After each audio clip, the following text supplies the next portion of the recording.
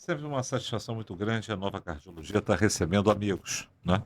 Amigos de várias áreas daquilo que é o ecossistema da saúde, né? E isso vai ajudar, com certeza, médicos, profissionais de saúde, pacientes, a entenderem como é que nós chegamos até aqui. E aí, com certeza, ter o Dr. Paulo Marcos é um privilégio e seguramente uma honra. Ele que foi um dos ícones na fundação e no desenvolvimento da AMIL e hoje conduz o ILAGS, que é um fórum, né, de pensamento, educação e saúde. Ele vai explicar para a gente o que ele tem construído lá nessa área. Ter a grande líder, eh, que é a Roberta Pivitera, que eu conheci no Procardíaco, e, obviamente, aceitando um desafio para desenvolver qualidade e segurança para uma acreditação internacional, que o Procardíaco foi desafiado com a chegada da rede UHG, e era justamente a acreditação eh, norte-americana, o modelo mais avançado da Joint Commission, e muito aprendi com a Roberta, e ela, obviamente, se tornou uma professora da FGV, educadora, consultora, e uma pessoa que, obviamente, convive com o setor público e privado, né, que é algo que a gente, com certeza, vai estar vivendo cada vez mais no nosso dia a dia, essa interação. E aqui ao meu lado, né, um grande amigo, né, Andressa Martim, que é economista, né, seguramente um dos alunos brilhantes da Fundação Getúlio Vargas, conviveu com grandes ícones da economia brasileira e mundial, né, doutorado, pós-doutorado, e que trabalhou é, na área de seguros, né, liderou a carteira, né, do Icatu, e obviamente muito daquilo que acontece na área da saúde passa por a gente não entender aspectos em relação a mutualismo, a aquilo que uma seguradora tem que ter, é, e como fazer hoje a saúde caber no bolso. E mais do que isso, né? O André, além de ser um educador, ele sempre se preocupou muito de achar que a saúde ela precisava se digitalizar, precisava introduzir principalmente eh, ferramentas eh, como justamente o reconhecimento facial para evitar fraudes, né? E principalmente facilitar acesso das pessoas, não é? Que muitas das vezes sem aquele momento que ele está passando mal, ele não vai lembrar de levar a carteirinha dele, né? Sim, E às vezes ele pode ter o seu acesso porque está sem nenhuma carteirinha, foi encontrado desacordado, né? exatamente. E outra coisa também é que ele também hoje milita na área de inteligência artificial. Então ele enxerga que a inteligência artificial, vindo de outras áreas, pode trazer um aspecto prático à saúde. Porque a saúde hoje, muita gente fala de inteligência artificial, né? Mas com muito pouca coisa prática, a não ser o Eric Topol, né?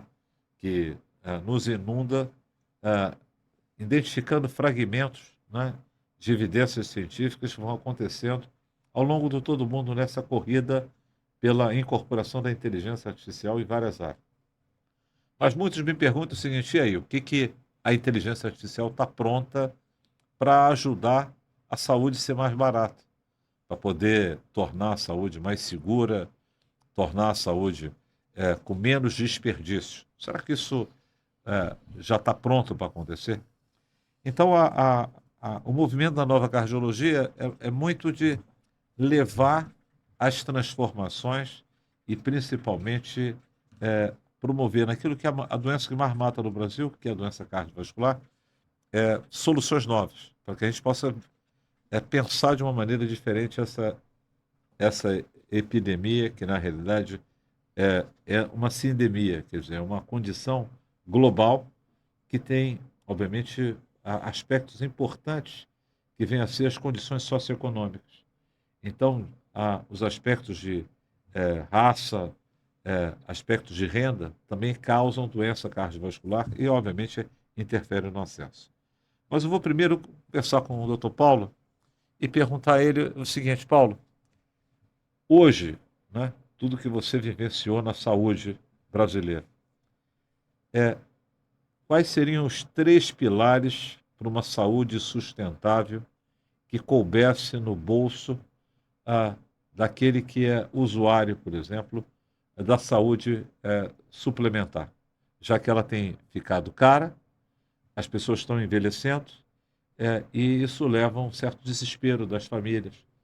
Mas, obviamente, você que viveu toda essa trajetória deve ter ideias de como a gente pode transformar essa saúde para poder ter um ticket, um valor que possa caber no bolso. Bom, obrigado pela honra de estar aqui, de discutir essa nova cardiologia com esse grupo, em especial a Roberta, que cuida de qualidade, e o André, que cuida da ciência de dados na saúde, que é já prontamente respondendo a sua pergunta das 3 questões. Então, o que é necessário? A primeira coisa que eu elencaria é a qualidade. Porque a saúde de má qualidade leva a erro, a desperdício, a tudo que é problema, e é a partir da gestão da qualidade que você melhora a instituição da saúde. E o segundo ponto é o registro dos dados. Sem você ter o registro do dado, você não dá os próximos passos. Eu não vou discordar, mas não gosto de separar a saúde suplementar da saúde pública. Eu acho que a saúde é uma só. Imagina eu, médico, que fui formado pela saúde pública,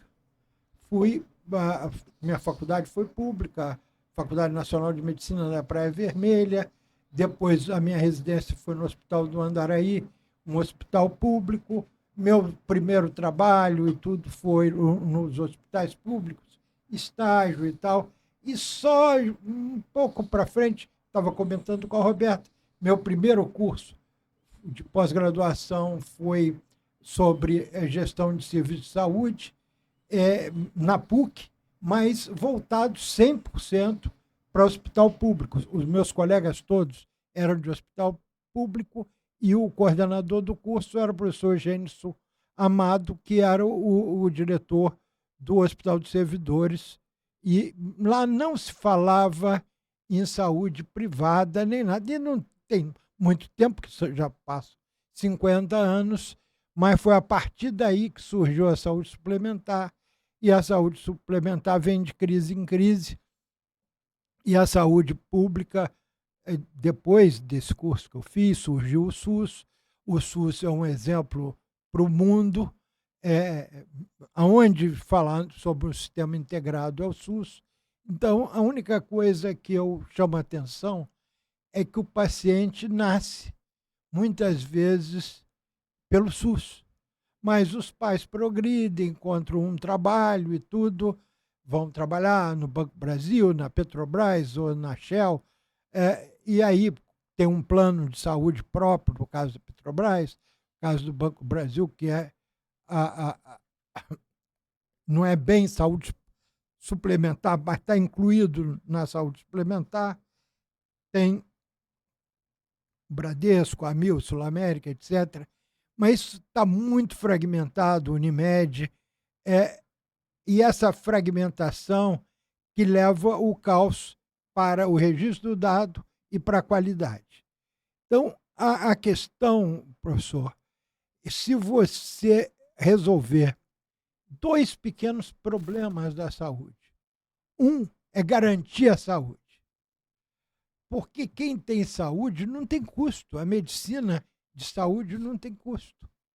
E a medicina de qualidade, o custo é muito baixo.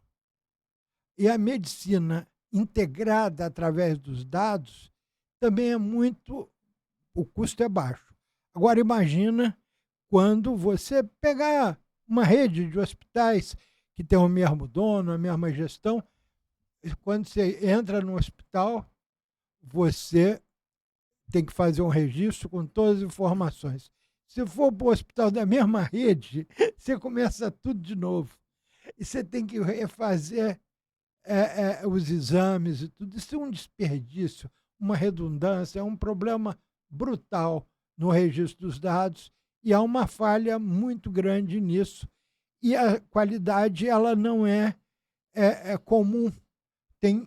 Por quê? Porque falta a regra do pagador único. Na Inglaterra, a regra da qualidade pode ocorrer porque o pagador é único e o pagador é que determina o que é qualidade. Aqui é um absurdo, mas pegar a rede da Amil, que eu conheço mais, nem todos os hospitais, e ela foi pioneira na qualidade, Joint Commission e tudo, mas nem todos os hospitais têm certificação de qualidade. No DOR, idem. Se não me engano, ele tem 72 hospitais, menos de 50, por volta de 50, são acreditados com qualidade, mas nem todos. E existem hospitais inacreditáveis por causa da complexidade de tudo mais.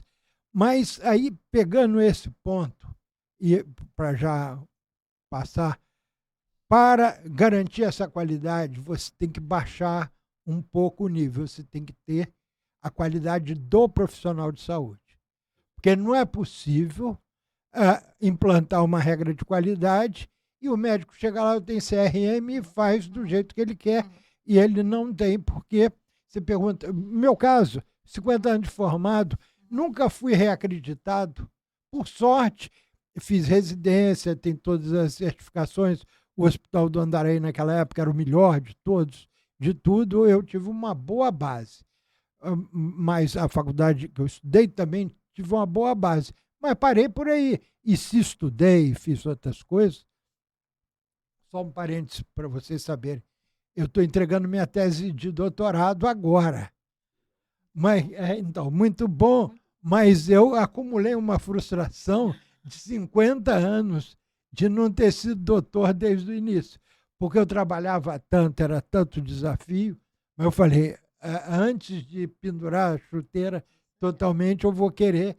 E aí eu entendi, porque eu fui fazer o doutorado na UFRJ, e lá só estudamos a saúde pública, mas até os termos são diferentes, as visões, mas a saúde pública contempla 80% da população. Se nós não dedicarmos esses 80, os 20 vai ficar só para gerar algum recurso. Então, é para te dizer, nós temos que integrar os dados e resolver o problema da qualidade, e resolvendo o problema da qualidade, eu elimino o desperdício. Resolvendo o problema dos dados, eu elimino o desperdício. Eliminando o desperdício, eu reduzo em cerca de 40%, 50% o custo da saúde atual. Seguramente é uma enciclopédia em relação à saúde no Brasil e principalmente sistemas de saúde. Não é? E esse seu doutorado com a professora Lígia Bahia seguramente vai ser algo importante para a gente ter a sua contribuição. Mas você muito falou sobre a qualidade, né? E a gente tem aqui a Roberta. Roberta seguramente é uma das pessoas que representam uma estudiosa e obviamente, luta pela causa da qualidade. Mas uma coisa importante, Paulo, que eu não sei, né, o André, é que eu nunca vi ninguém falar que não tem qualidade. Até porque eu também não conheço ninguém que diz assim, eu não tenho bom senso. Então todo mundo acha que tem qualidade, todo mundo acha que tem bom senso. E na realidade, o leigo, né, ele olha um hospital, mas muito em cima daquilo que é a propaganda que chega, a informação, ali a reputação, né, a indicação dos amigos. E é assim que funciona. Esse mercado ainda é assim. Quando você precisa de um oftalmologista, um psicólogo, uma farmacêutica. Roberta, o movimento da qualidade das instituições de saúde. Onde é que nós estamos? Né? E o que o Covid trouxe, né, de reflexão, de aprendizado em relação a isso? E se isso realmente como o doutor Paulo chamou a atenção, se isso facilita as organizações a desperdiçar menos, gerar menos desperdício e, obviamente, isso contribuir para a sustentabilidade da saúde. Obrigado por você ter aceito o nosso convite. Obrigado a você, professor. Muito obrigado por estar aqui. Prazer enorme estar aqui. Prazer enorme reencontrar o Dr. Paulo. Prazer reconhecê-lo. O nosso assunto aqui é disruptivo, né? Sim. Bem disruptivo. Sim. Então, onde é que está a qualidade? A qualidade ainda está aquém daquilo que ela precisa. O que é a qualidade? A qualidade ela tem que ser demonstrada pelo serviço que é prestado. A gente tem um equívoco, assim, de tudo que eu conheço, de colocar a qualidade nos moldes para uma acreditação. O que acontece? Isso é E o muito... que é acreditação? Explica pra gente. Acreditação é um método educacional de escolha de uma instituição. Ela bate na porta de uma instituição que tem uma chancela para dar um selo para uma instituição, da escolha que for, da metodologia que for. A instituição bate na porta e fala assim: vem aqui ver quanto eu sou bom. Esse método ele é educacional, ele não é um método fiscalizador, né? Ele não tem esse poder fiscalizador, ele é um método educacional que você cumpre padrões e diretrizes de qualquer manual, de qualquer metodologia. Isso é ótimo, isso é perfeito, isso tem que continuar, porque isso organiza os processos dentro da instituição. Entretanto, a instituição ela precisa entender o que efetivamente é qualidade de serviço prestado. Não basta só eu ter um selo na parede, não basta só eu ter processos, eu tenho que ser assertivo assistencialmente. E a assertividade assistencial, ela vem em cima de protocolo, ela vem em cima de dados efetivos, de resultados e uma discussão técnica em cima daquilo. Não é para cumprir a meta, seja ela quanto maior, melhor ou quanto menor, melhor. Dados não é para isso. Dado é para você olhar para aquele dado e fazer o que eu faço com isso, como eu interajo com isso, qual é o melhor para isso. Então, hoje, como o Dr. Paulo veio falando, a qualidade ela vem padronizando, organizando o processo, estruturando as etapas, definindo etapas e, obviamente, que tudo isso, culminando com uma certificação, você reduz o desperdício. Mas ainda é falho os protocolos assistenciais. Isso gera custo. Cada protocolo não cumprido em sua íntegra ou estudado em cima de dados, eu medico errado, eu aumento o tempo médio de permanência, eu causo um evento para aquele paciente, eu tenho outra tentativa com outra medicação, eu aumento o custo, cada evento eu gero uma outra informação porque eu perco acesso, o médico não quer seguir o protocolo, ou eu não tenho registro seguro, eu faço 2, 3 vezes o mesmo exame. E nessas movimentações pouco assertivas, eu vou gerando a não qualidade e vou aumentando o custo, impactando na sustentabilidade financeira. Deixa eu só aqui decodificar isso para aquelas pessoas que estão nos ouvindo e vendo. Sim. Quer dizer, a gente está vivendo a epidemia da dengue. Uhum. Né? E, obviamente, a gente sabe que o tratamento da dengue é Sim. basicamente soro, Isso, hidratação. Isso. e, obviamente, cuidado. Isso. Cuidado de enfermagem, Isso. cuidado clínico. Isso. Nas formas graves você interna. Isso. Muita gente pode morrer, não Sim. por não ter médico, não ter enfermeiro, Sim. né? Não ter, obviamente, fisioterapeuta, Sim, tem tudo. né? Mas por não ter um conjunto de ações organizadas. Coordenadas, Você chama isso de exatamente. processo. Isso é, coordenação do cuidado, o processo. Isso é uma São coisa as etapas do processo. que os profissionais de saúde não tinham ciência disso. Isso. Né? E, obviamente, eu acho que essa educação que Sim. vem da acreditação, Sim. que traz uma visão das engenharias de processos, Exatamente. e, obviamente, ajuda a organizar os hospitais. Perfeito. E tornar esses serviços seguros. Sim. Quando se cumpre isso. Sim, É isso? perfeitamente. Perfeitamente. Eu queria dar um exemplo para quem está nos assistindo, pode ser leigo, pode ser médico. que é do aeroporto. Você imagina Uhum. que não tenha uma coordenação Uhum. para cada avião subir e descer? Era um desastre.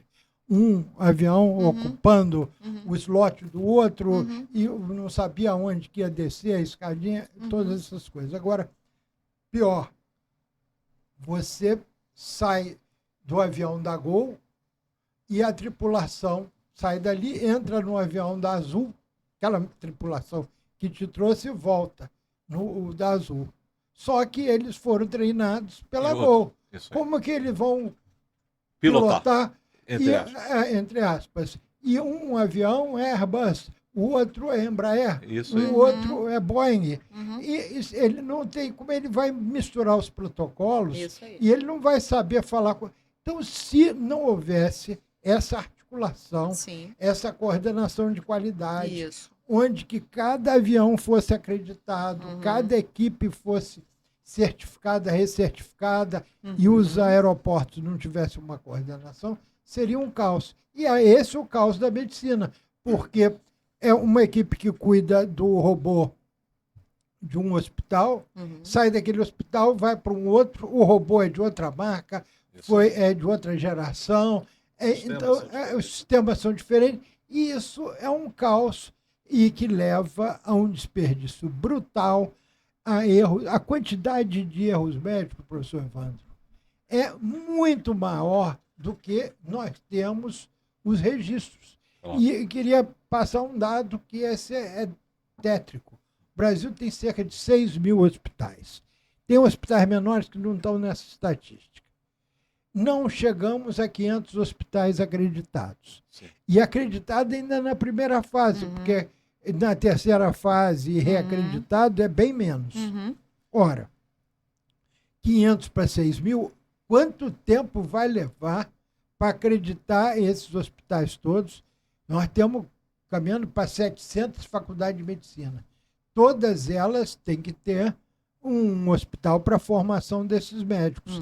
E os médicos estão sendo formados em protocolos completamente diferentes um do outro. E mais, eu que tenho 50 anos de formado, eu tive um protocolo que era completamente diferente. Claro. E tem coisas que mudaram muito, em especial na cardiologia. É só para pegar esse gancho aqui que a Roberta chamou a atenção. Quer dizer, a qualidade arruma os hospitais, Sim.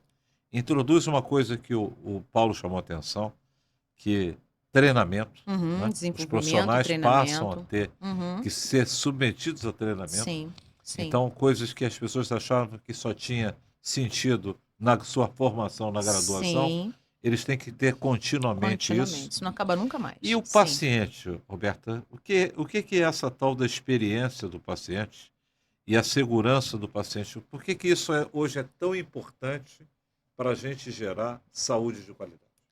A experiência do paciente é a percepção da expectativa que ele tem dentro daquela instituição. Experiência do paciente é diferente de satisfação do paciente. Ele pode ter uma ótima experiência naquela instituição e não estar satisfeito com o serviço que lhe foi prestado. E ao inverso é real também. Ele pode ter uma experiência muito ruim, mas estar satisfeito com aquilo que ele foi buscar. Então, são duas coisas que a gente precisa entender que são diferentes, tá? Então, a experiência do paciente, eu tenho uma expectativa relacionada ao meu atendimento. Esse atendimento me é prestado e ok, mas a minha satisfação com aquele ambiente, ele não é uma satisfação positiva. Pelo tempo de demora, pela forma de educação que as pessoas me trataram, enfim, pelo aquilo que eu recebi. Mas eu fui tratado e saí dali vivo. Então, a gente tem essa percepção de diferença. Quando a gente está falando de segurança do paciente, todos os processos assistenciais deste paciente e de seus acompanhantes, familiares, eles são passo a passo mapeados e orientados a esse paciente o que vai acontecer em cada etapa do seu cuidado. Ele participa intimamente desse cuidado a fim, inclusive, de ter adesão ao tratamento. Eu reduzo com essa adesão o meu tempo médio de permanência e ele faz parte do meu cuidado. Então, não é incomum, por exemplo, aproveitando aqui o que o Dr. Paulo falou, às vezes um erro de medicação ou uma medicação duplicada ser ofertada ao paciente, mas ele foi orientado, ele está participando do seu cuidado. Quando chega novamente, às vezes por uma falha processual, duplicidade, enfim, o que acontece de real dentro de uma instituição, e ele falar, essa medicação eu já tomei. Então, ele participa do seu cuidado de forma segura, porque ele tem ciência do que está acontecendo com ele e ele foi participado dentro desse processo de segurança. Então, isso é uma coisa importante hoje. Quer dizer, o paciente deixa de ser passivo, ele Sim, passa a ser ativo. ativo, desde que bem E orientado. os profissionais de saúde, Isso, eles, obviamente, recebem treinamento. isso. E, obviamente, alguém de fora da saúde fala assim, não é possível que vocês não usem ferramentas como a inteligência artificial para poder ver se as coisas estão sendo feitas, né, da forma certa, do jeito certo, na hora certa. Isso. As fábricas, né, há muito tempo, provavelmente, já passam por isso. Coisas muito mais complexas, embora a gente diga muito que a medicina é muito Sim. complexa, mas tem muita coisa mais complexa do que, por exemplo, né, uma plataforma de petróleo, uma usina Sim. nuclear, Sim, né, montar um foguete. sim, E imagina se você monta o foguete errado em vez de subir ele sim. desce. Olhando o setor, né, e as oportunidades da saúde, o que você acha que a tecnologia pode trazer para a gente para ajudar a saúde poder ser mais eficiente, né, mais eficaz, mais efetiva e, obviamente, promover menos dano ao paciente?